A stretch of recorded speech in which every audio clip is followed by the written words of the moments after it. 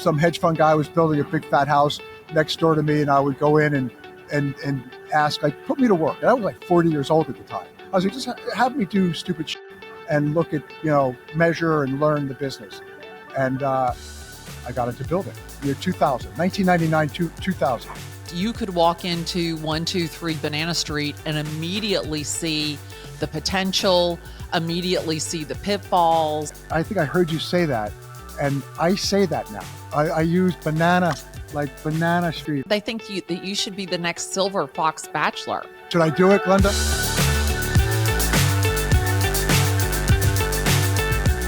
Well, good afternoon, ladies and gentlemen. Welcome, welcome, welcome to Glennda's Guru. I am so excited today. My name is Glennda Baker. I'm a real estate agent in Atlanta, Georgia, and this is my podcast, Glennda's Guru. And today, y'all, I have to tell you, I'm a little bit starstruck. There it is. There's the helicopter right there. I just landed. I'm just waiting for you to do something very like James Bond. Such a jerk. I just landed in my Blade helicopter. So, ladies and gentlemen, without further ado, I want to introduce you to Mark O'Brien of the Mark O'Brien team out of New York. And I got to tell y'all, I kind of stumbled across you on Instagram, and I noticed that you were following me, and I was like, how come I don't know I was him? Following you. Well, I about passed straight damn out. So, okay. So for the people who don't know who you are, Mark, give us just a little summary of who you are. I am a real estate broker, really, and builder. I've done quite a few little things through my career. I've kind of reinvented myself several times. I loved your story today about self-talk and so I've been down that road of like, what am I going to do with my life now? And so I've done a lot of different things, and 5 kids, lived in New Zealand for 10 years, grew up in New Jersey, right across the way, Jersey boy, and this is my office. Sorry, the Classic Car Club on the Hudson River. I kind of like to do things a little bit differently. So my office is either Classic Car Club or the Soho House. Kind of, I don't really, freaks me out to go into an office building, and which I think is why I focus on brownstones. So I do brownstone development. I have a brokerage arm. I think it's important to understand value and kind of what people like at a certain time. So I think brokerage is a key component for me at least, a key component to real estate development. And it's fun and cool and always interesting and different and dirty. Get my hands dirty. I'm like getting banged up and dealing with architects, engineers, plumbers, electricians, demolition guys, clients. So it's fun. What did you do before real estate? My first job was I'm going to date myself. I sold Rapicon 120 facsimile equipment. I was I think one of the first people to sell fax machines for Ricoh in 1985. And I was like, this sounds cool. Like, you put a piece of paper in and it comes out somewhere else. And I won like a quota club trip to Hawaii. I came back. I went to Headhunters because I thought I don't want to sell office equipment. I want to do something different. So I went to Headhunters to figure out what to do. And the first 2 headhunters I met with said, why don't you come work for me as a headhunter? I was like, well, sure. Kind of. And so I worked as a headhunter for 2 years with a company, learned how to do it, and then thought I could do this on my own. I opened an office in New York City on 57th and 7th and started an executive search firm, and then started a consulting business as well, doing all tech, all like pre and post sales, programmers, developers, sales guys in the tech field. I was like Y2K, the Y2K problem we had. So I had guys in that. I had people at the Port Authority, at the Twin Towers, the day the planes hit. And then I rolled it into like a .com. My ex-girlfriend's like, don't ever say .com, please. It makes you sound really old. And I'm like, well, it was a .com. I mean, nobody knew what it was, right? That's what it was. This thing with a .com at the end. And Yeah, so that sort of blew up in the tech bust, and I burned the boats, as they say. So I kind of lost the this core business that I had for 10 years. It was very lucrative, but I hated it. I really Ah, didn't like it. So it was easy for me to burn the boats and to say, let's go for it. Let's go for it all and put it into a .com, which did extremely well. And on paper, I was worth a fair bit, and then it blew up. But I bought a piece of property in Greenwich, Connecticut, on the water, and I couldn't afford it. I was freaking out. Like, what? How am I going to pay for this? Some hedge fund guy was building a big fat house next door to me, and I would go in and ask, like, put me to work. And I was like 40 years old at the time. I was like, just have me do stupid shit and look at, measure and learn the business. And I got into building. Year 2000, 1999 to 2000, and that get was out. So you just yeah. So went that over was to the fun. neighbor's house and said, put me to work, and that's how you learned? Put me to work, and he did. Oh my stars. I cannot believe that. I had Wait, you no just froze. You idea. froze for a second. Would you say I lucky said, stars? oh my stars. I can't That's what. believe Is that that. what? I think that was what I sent to you when I first saw you. I was like, is this like really a like Southern girl? Oh my stars! That's so funny. Now, Love that. did you say you're 57? Did I? I hope. I wish. Yeah, something like that. Right Okay, around there. I'm Little, 57. little older. Just a little older. Okay. So it's perfect. I started to say, so I have to ask you, it was funny. I was talking to my friends and I was telling them that I was going to be interviewing you today.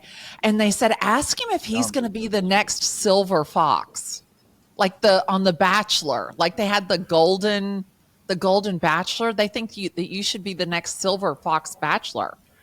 That's so funny. I'm talking to somebody, some producer about something like that, and I'm like, God, no. But we'll see what happens. Should I do it, Glenda? I think that's going to be weird. I don't know. I I don't watch think, any of that stuff. I don't watch any of these real estate shows or yeah, certainly not the yeah. I don't know. Freaks me out. but Should I do you, it? but you've really created your own real estate show on your Instagram, on your social media, and Thank you you. have full creative control over it, and you get to post what you want. And I mean, for all intents and purposes, it looks like to me that you're running your own show. Well, it's funny you say I get to post whatever I want. Not really. I shoot stuff and then my most of it winds up on the editing floor because I say a lot of stupid shit, I think I say like my main social media girl is like don't you can't say that. Stop saying that. So let me ask you a question. So do you have like a videographer that follows you around all the time, or is it just special No. times? Yeah, no, we just book but it went from like 3 sessions per month to 6 to 12. So now we do like 12 sessions per month or something like that. And then I do a lot of the, you know, walking down the street and something weird happens and I think this might be good. I don't know. And then I tape it and send it to her and she's like, no, that's not very good. or yeah, that's good. Whatever it may be. So let me ask you a question. Do you have like a favorite project that you've ever done? A favorite house, a favorite something that just stands out? Yes, actually, it's funny. I was hoping you would ask because you may know my neighbor being from Atlanta, the Braun's, Scooter Braun. So I bought a piece of property in Greenwich, Connecticut. It had a tennis court on one half. The other half was this house that I was going to turn into a project. And I knew pretty sure it was two lots. So I bought it and then subdivided it and sold essentially the tennis court side to Irvin and Susan, Scooter's parents. So, early days, well before that whole blow up of Justin Bieber or Beaver. I can never say his name right. My kids always correct me. But they bought the property from me and very, very nice. Met Scooter and the whole crew. They've got 5 kids. So I have 5 kids. And Irvin was very excited that I have 5. I got 5 kids too. Come meet them. I want you to meet the family. And so I did. It was fun and very, very nice people. And but with my 5 kids, I had these. It was on the water, and just beautiful outlook. I had the crappiest house in town, which I like. I always buy like a shitty house on a great piece of property, and and I put this cargo netting between there were these three trees, like my house, and then a deck, and then the grass and the water was right there. So I saw these trees every day, and I thought that's kind of fun. That's got potential. So I put this built this huge cargo net, tied it up. The kids would play, and Greenwich, Connecticut, everybody was freaking out that their kids were going to get hurt on this cargo net, and they didn't. And it was a lot of fun. So the kids were constantly over. Parents hated me probably, but the kids loved it. And then I thought, let me build something more. So I built a tree house. So cut to the chase, I built a 400 square foot tree house in this between these three trees. It was kick ass. It was like spray foam insulation. I was building homes, so in Greenwich. So I had the best materials. And then at one point, my neighbors, look, check it out. This is the problem with working. We got helicopters flying by. So sorry if the sound goes, but I so love at one it. point, Irvin, my neighbor, Braun, reaches over the fence. Is like, Mark, what are you doing? And he's like, I'm just building a little tree house for my kids. He kind of shook his head, but he was super fun. He was out on the water, kite surfing every day. So he actually used the water, which you don't very often see in these kind of wealthy towns where you've got this kick-ass piece of property, but people are traveling or they're never home, and they certainly aren't in the water, kite surfing. So he was a good neighbor to have, because it was like we would try to match each other with doing stuff on the water. So built this huge tree house, and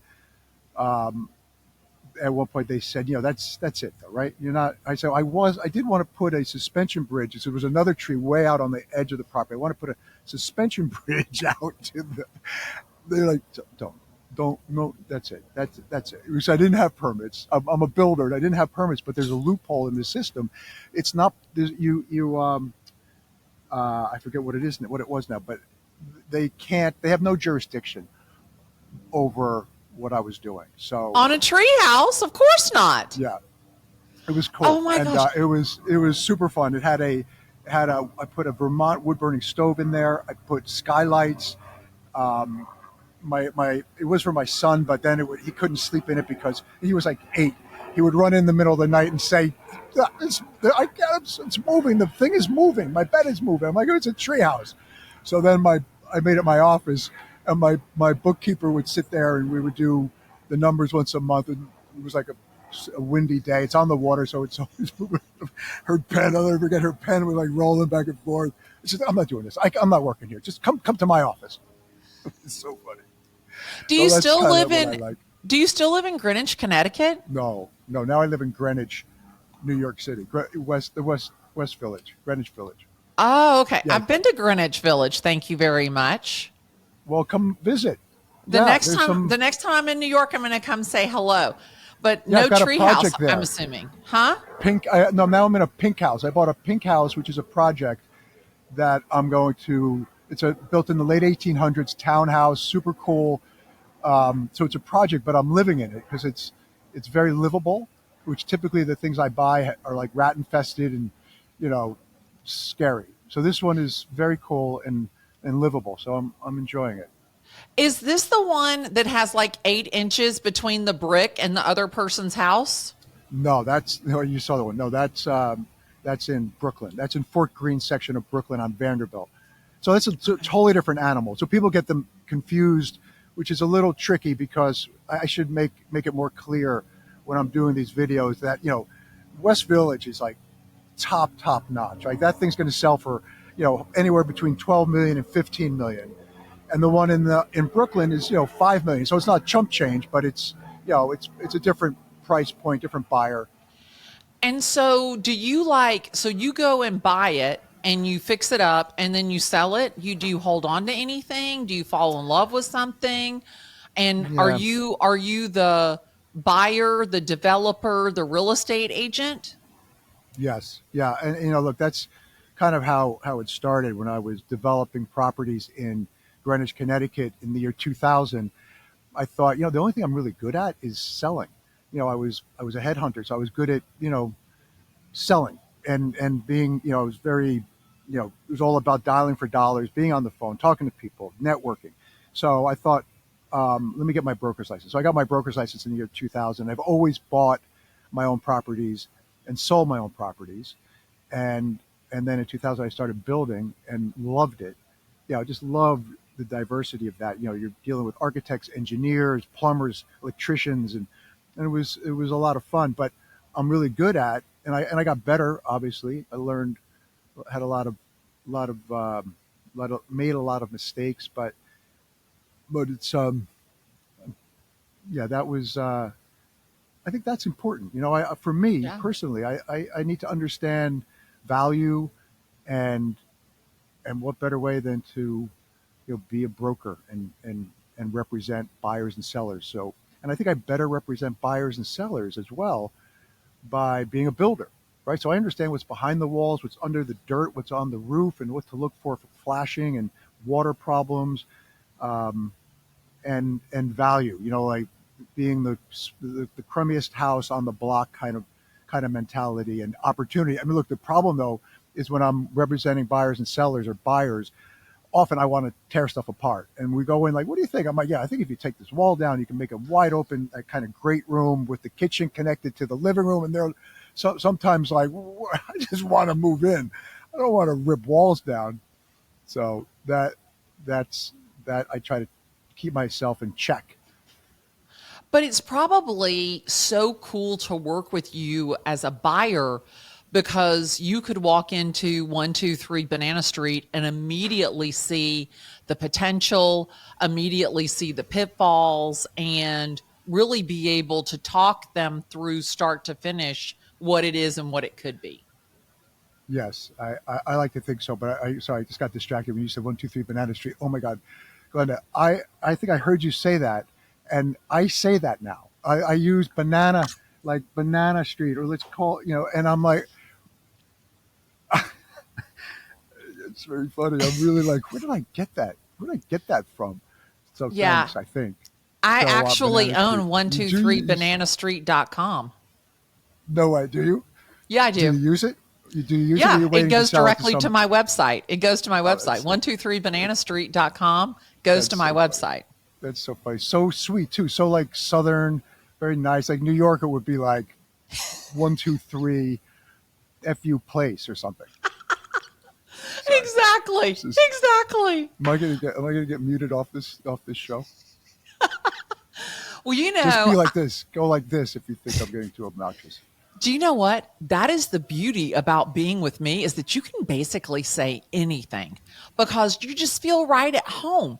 Like we're Yes. here to be real. But I gotta ask you this. So I let my hair get a little bit natural crazy today because you have this hair that is everywhere all of the time. Is it supposed to be like that, or you just don't even realize that it's Is it crazy? is it supposed to be like that? That's like a comment I make often. Like when my architect's got crazy hair, my mom like, did you comb your hair with a hand grenade today?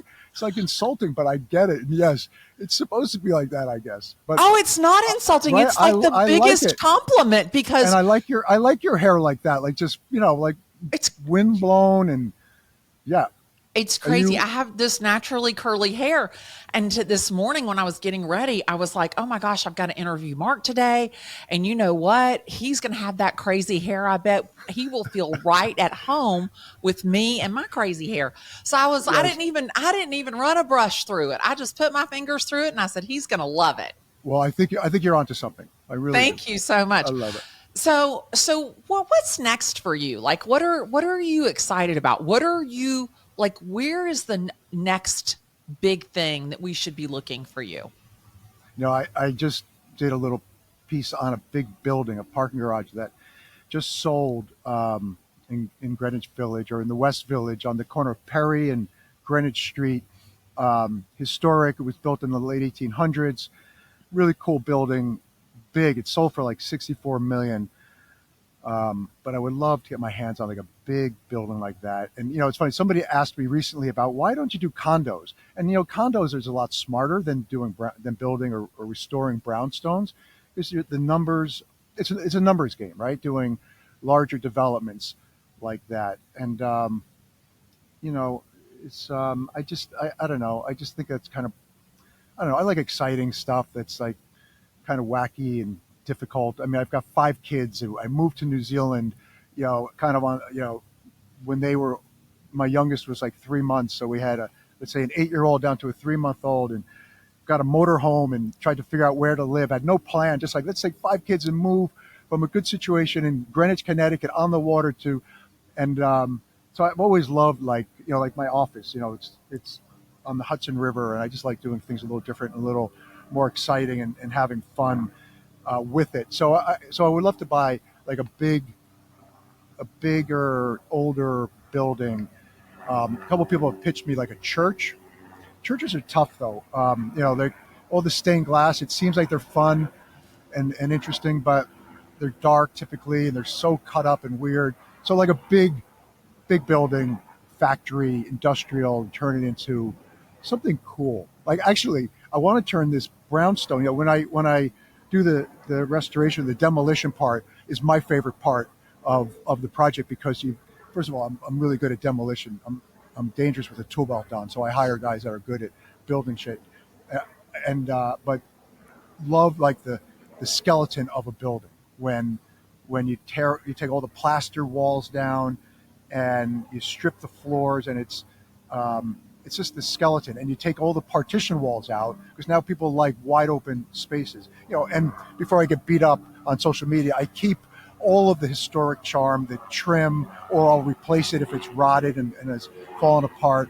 But this one that I'm doing now in Brooklyn, the floor was rotted out, so we pulled all the floorboards off. So you basically had the skeleton, and you could see, I'd stand on the parlor floor, and you could see all the way up to the 3rd floor. So it was like this 20-foot span, and I thought, if I had guts, I would make a two story house. Like, instead of 4, just make it 2 with 20-foot ceilings, and keep it brick and the skeleton, and turn it into like some cool art space. Or, yeah. So I do still think that maybe that's the call, is take a brownstone and make it what I really want to make it, instead of, for what the market wants. The market wants a house to have kids, and maybe a rental unit downstairs so you get some income. So, yeah, I think the next step is to do something crazy. But I've kind of learned lessons with that. I started a vodka brand, so still kind of waiting to, it's like I started in 2009 in New Zealand. My joke is the back of the bottle is the story. 2 guys go to a shed and go into a shed. It's called Broken Shed Vodka, and I always say, yeah, here's the story. 2 guys go into a shed and come out broke. So, so I'm still waiting for a return on that. It's fun, but I saw the vodka. I did a little research on you before I got you okay. here. And I saw the vodka, and I was like, I gotta know how he ended up with vodka. It's like you're like the George Clooney of real estate. You got your That's own what. alcohol, you got the great hair, you're like flying in on your helicopter by the No, I'm Hudson not. River. I was kidding. I'm not flying on any helicopters. I ride coach. But Let but me thank you for the comparison. I'll take it. take it all day, every day, and twice on Sunday. But let me ask you a question: when you take apart the house, do you ever feel like that the walls have a story? Like, do you feel it when you're in there and you're pulling it apart? Is it almost like you're revealing the stories of the house, of the walls? Yeah, I often like pause and start looking at stuff, and then I shake my head like, come on, keep moving. I got investors that I've got, they want to return, and they don't want, but they are also interested. They also invest in me because they like these kind of projects. And I think my best story with that is 62 Green Avenue, which I sold about 2 years ago. That had real history. The guy who owned that was Ernest Critchlow, an artist in Brooklyn that lived there, died when he was 90, and he was a pretty famous artist. So it was really interesting. His studio was in the attic, and um, yeah, that was really really fun. Like, just it still smelled like the oil paint that he would use. So he had died when he was 90. He lived there for he had died 15 years ago. The house was in his estate. It went into disrepair, leaks and water through the roof and rats, and it was a shame, really. It still had a lot of his artwork in there. And I was taking a wall down, and there was I did some coverage on it. I think maybe a few weeks ago or a few months ago. But there was one of those old style refrigerator. What do you call it? Like a wood cabinet that they would use to keep, like, cold storage. Right. And that was behind a wall. I mean, and it was perfectly preserved, just really. So I essentially left it in the house. I had to move it around a little bit, but that was maybe more. Yeah, that was like a real piece of history that was hidden behind a wall. I'm not sure why or how. I thought for sure, this is the treasure I've been looking for 20 years. That's hidden behind a wall. I opened the cabinets. It's super cool brass hardware, but there was nothing. There was nothing in it. Just You wood, know, I beautiful wood. I I have a house under contract, and while the people were there doing having the roof inspected, they found a note from a previous resident that called themselves the ghost in the attic. And it talked about how they had lived in the house, and that when you hear these certain sounds, like, you'll know that it is me and my siblings enjoying the house, and we Wow. ran up and down the halls, and it was a little freaky, but it was Yeah, I was gonna so say. cool to, like, have that, like, perspective of how someone else lived in the house. Yeah, And yeah. No, that's of what great. you do, I love, like, just, like, fantasizing what did the people who lived in this house and loved in this house before, what were they like? And so Yeah. I love that, because I always feel like when I'm watching your videos, it's almost like you're bringing the house back to life. And I Yeah, love and that. that's well. Thank you, and thank you, because I feel the same way, because I get some banter, as you know, on social media that comes in and gentrifies, and like if I didn't touch the house, it would fall into the ground. Really, I mean, the rot. The roofs usually, there's rot, there's water coming in, um, and it becomes a problem. And these houses start to rot, really, and Yeah. they're not livable. So if it's not livable, it's going to further deteriorate. So you really need to maintain it. And the problem is when people just strip it and white box it. So I don't do that. I don't know why anybody would do that. But the history, yeah, I love just researching, like, who were the previous owners and stuff like that. The one I live in now in the West Village, the Pink House, the people that I bought it from. The joke is that it was a classic. If it smells like Trump is going to get reelected, and I know we don't want to do it, you're probably like, don't talk about that. But if he's going to get reelected, we're moving to Canada. Well, guess where they're living? They're living in Canada, and I feel like I got the spoils because I think I got a good price on it. They just want it out. And anyway, so they're in the cellar. They have kind of the quintessential board where you measure your kid's height. It's not that, but it's like a little thing behind a shelving unit that I pulled down that had, like, their kids wrote, like, hearts, like, John loves Susan, and like hearts, and, like, it was very very sweet. I took a picture and sent it to them. They said, "Oh my God, that's right. I remember that when we put that shelf there, we thought, well, this, we're going to cover this, but that's where the shelf belongs, or something." And I have a Lucy. So my oldest is Lucia, and they have a Lucy. So it was very sentimental, right? Yeah, it was cute. So I love that stuff. That's awesome. So how old are your kids now? You have 5 kids. They were 3 months and 5. 8 when you were in New Zealand, but now they are. Yeah, now you're testing my math. So let's see, they're 24, 23, 22, 18 and 16. Oh, About to, wow. they're all about to jump a year and have birthdays in the summer. They were mostly summer babies, but yeah, no, that was fun. It was a good place to raise kids in New Zealand. So that was cool. Dirt bikes and jet skis, and I bought a house there. It was funny, a financial debacle, guys. So I moved there in 2008. The financial debacle hit, and there was a banker guy that owned this piece of property on a lake, Lake Wanaka, in the South Island of New Zealand.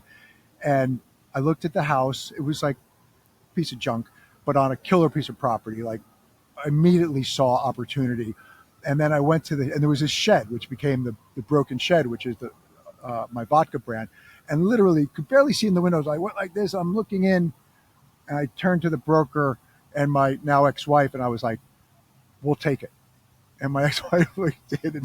It was a garage filled, a shed, or it was really the size of a garage filled with toys. This guy had every toy and well taken care of. He had 4 jet skis, like high-powered, crazy jet skis, 2 dirt bikes, a quad bike, a catamaran sailboat, a jet boat. So in New Zealand, the big thing is jet boating, right? There are all these rivers, and there's sometimes 4 inches of water, and these jet boats go right over rocks. There's no propeller. It's a jet boat. So I was like, we'll take it. It was so funny. And then, so we had instant toys. And people in New Zealand used to say, "Oh, you must love it here in New Zealand, because coming from the United States, like, this is so beautiful and so amazing." I was like, we had a kick-ass setup in Greenwich. We had 2 boats. We were on the water. We had kayaks, trampoline, a 400 square foot tree house.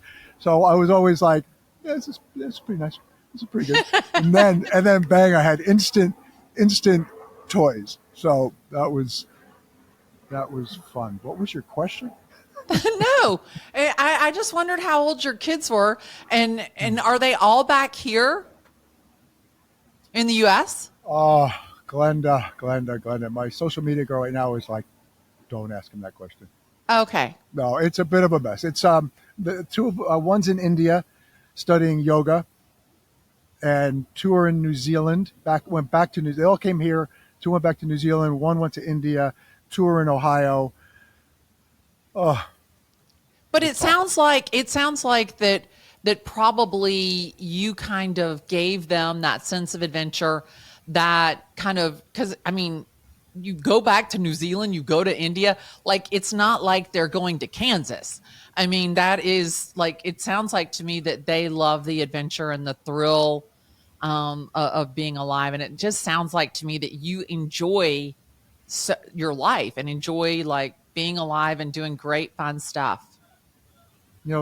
Thank you. That's a yeah, that's a good way to look at it, and that's probably how I need to start viewing it. Like, yeah, they're exactly like me, pain in the ass, traveling, doing, not listening to anybody, and doing whatever they want. But Agree with myself. I think that a lot of times as parents, you think, oh, I could have done this better, I could have done that better if I hadn't done this, or if I had done that. And there's so many opportunities to second guess yourself. But for me, I always kind of, and maybe it's looking through rose-colored glasses, I always measure the success of my children, that they're happy and they're healthy, and they're good people. And if I had anything to do with that, I couldn't have done anything too bad. Well said. Yeah, dead on. I think that's all we can hope for, and maybe more. But that's cool. Yeah. No, that's Awesome. So when I come to New York, I am going to come and see you. And I don't know that I could swing a sledgehammer, but I definitely want to, like, knock something down. Yeah, perfect. Well, when are you coming? I don't know when the next time I'm going to be there, but it'll be sooner rather than later, I promised. All right. No, would love to show you around town. We'll have fun. We will have a great time. So, Mark, where can they find you? Where do you want people to look for you? My website is buildmeabrownstone.com, or the Mark O'Brien team. I love it. Buildmeabrownstone.com. I love that. Mark, I cannot believe that I had the opportunity to kind of almost meet you in person right here on the screen, but I can't Glennda, wait. I can't believe you invited me on and took that risk of of the sledgehammer coming on your show. So thank you for that. I loved it. It was great. Really nice meeting you. Can't wait to see you in person. I know. I can't wait. I can't wait. I can't wait to hug your neck and say thank you, thank you, thank you. Ladies and gentlemen, this has been my episode of Glennda's Guru with Mark O'Brien, buildmeabrownstone.com.